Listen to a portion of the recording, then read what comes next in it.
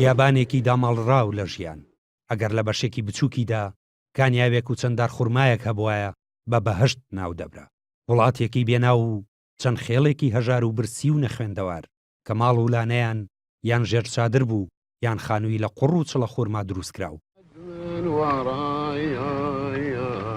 دنیابینی و دڵسۆزی پیاوێک بیابانەکی کردەیەکێک لە پێشکەوتووترین وڵاتانی جیهان و خەڵکە برسیەکەشی کردە میلەتێکی دەوڵەمەند و خۆشگوزەران بە جۆرێک کە چاودێرانی دۆخیە وڵاتە دەڵێن لە ماوەی کەمتر لە نیو سەدەدا هێندەی 5 سەدە گەشەی کردووە.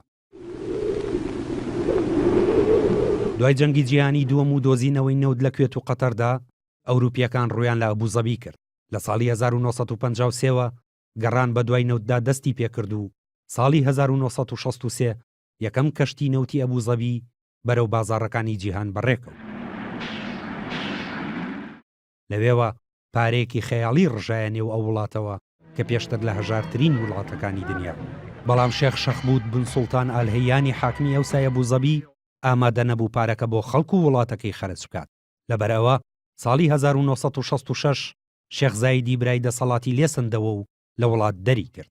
لەگەڵ گرتنە دەستی دەسەڵاتدا شێخ زاید کەوتە هێنانەدیە و خەونەی ساڵی 1953 لە گەشتەکەیدا بۆ وڵاتانی ئاسیا و ئەوروپا و ئەفریقا و ئەمریکا بینی. ئەو خەونەی کە وڵاتەکەی نەک هەر بکاتە هاوتای ئەوان بەڵکو لەوانیش پێشکەوتووتر بێت. هەرزوو شێخ زاید پارەی نەوتی لە کۆمەڵە کاغەزێکی ئەمبار کراوەوە کردە بزوێنەری پێشکەوتن. هاژەی ئامێرەکان بەسەر لەمدا شەقامیان دروست کرد تاوەکو کەرەستەی بنیادنانی پرد و بەندەر و فڕۆکەخانەکان بجۆزنەوە. هەر هاوڵاتیەک خانوویەکی بۆ دروستکرا، نەخۆشخانە دروستکرا و پزیشکە ئەمریکیەکان فێری عەرەبی کران تاوەکو لە نەخۆشەکان تێبگەن. پارەیەکی خەیاڵی بۆ بەرەو پێشبردننی کشت و کاڵ خەرجکرا تاوەکو بزانن چۆن بیابان بکەنە سەوزایی و بۆش کشت و کاڵ بکەن و سەرنجی گەشتیاران ڕابکێشن.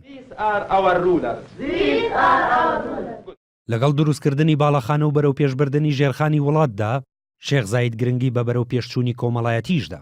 قوتابخانەکانی لە کەپری چڵە خورماوە کردە بینای سەردەمیانە و مامۆستای بیابنی هێنا تاوەکوونەوەی نوێ فێری هزری نوێ بکات. گەنجانی بێکاری لە سوپادا کۆکردەوە تاوەکو فێری دیسپلینیان بکات.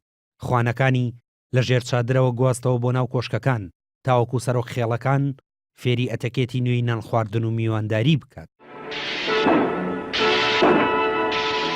دوای دڵنیابوون لە تۆکمەی ژێرخانی وڵات ساڵی 1968 شێخ زاید کەوتە بەدیهێنانی خەونی دروستکردنی دەوڵەت.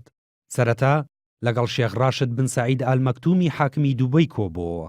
دواتر و لە ساڵی 1970دا هەر حەوت ئیماراتەکە و قەتەر و بەحرینیش بانگهێشتکران. لە کۆبوونەوەکەدا بڕیاری یەکگرتن درا و لیژنەیەک بۆ نووسینەوەی دەستور پێکێنرا، بەڵام قەتەر و بەحرین کشانەوە. لە 1970دا دەستور نووسرایەوە و بۆ ڕۆژی دواتر دەوڵەتی ئیماراتی عەرەبی یەکگرت و ڕاگەیەندرا و شێخ زاید بووە سەرۆک. دەوڵەتەکە پێک دێت لە 7 ئیمارەت: ئەبوزەبی کە ئاوکات پایتەختی وڵاتە، دوبەی، شاریقە، عەجمان، ئومڵقەیون، ڕەئسلخەیمە و فوجەیرە. شێخ زاید ڕۆژی 2 یانزەی 2004 کۆچی دوایی کرد، بەڵام لە ماوەی دەسەڵاتیدا توانیوا لە هاوڵاتیەکانی بکات وەلایەن بۆ دەوڵەت هەبێت نەک خێڵ و ئیمارەتێکی دیاریکراو. هاوڵاتیانی بە ئەرک و مافەکانیان ناساند. ملیۆنەها دۆلاری لە کاری خێرخوازیدا بۆ زیاتر لە 40 وڵاتی دنیا خەرج کرد بەوەی کارەکانیەوە 16 خەڵاتی نێودەوڵەتی پێبەخشرا. لە ئێستادا ئیماراتی عەرەبی یەکگرتوو یەکێکە لە دیارترین وڵاتەکانی جیهان. ژێرخانی ئابووری بە جۆرێک پێشخستووە کە تەنها لە 127 پشت بە نەوت دەبەستێت و خاوەنی 7ەم یەدەگی نەوتە لە جیهاندا. لە پێوەری خۆشگوزەرانیدا یەکەمی وڵاتانی عەرەبی و 5ەمی جیهانە. ڕێژەی خوێندەواری تێیدا لە 193. ئەندامی 42 ڕێکخراوی نێودەوڵەتیە. کاریگەری تاوان و توندوتیژی لەسەر کار لە 100 لەسەر ئاستی جیهان دووەمە لە متمانەی خەڵک بەسەرکردایەتیەکەیدا. هەروەها دووەمە لە کەمی بەفی ڕۆدان لە خەرجیەکانی دەوڵەتدا. ئەو بنەمایانی شێخ زاید پێی ڕێویکردن وایان لێ کرد ببێتە هاوتایە و سەرکردە مەزنانەی کە هەموو میلەتێک خەونی پێوە دەبینێت، چونکە کارەکانی لە پێناو بەرجەستەکردنی هیوا و ئاواتی خەڵکدا. نامۆ سربەست NRT. ما يبحق لا يدرونهم خذ من حقه وعطاكم الله يطول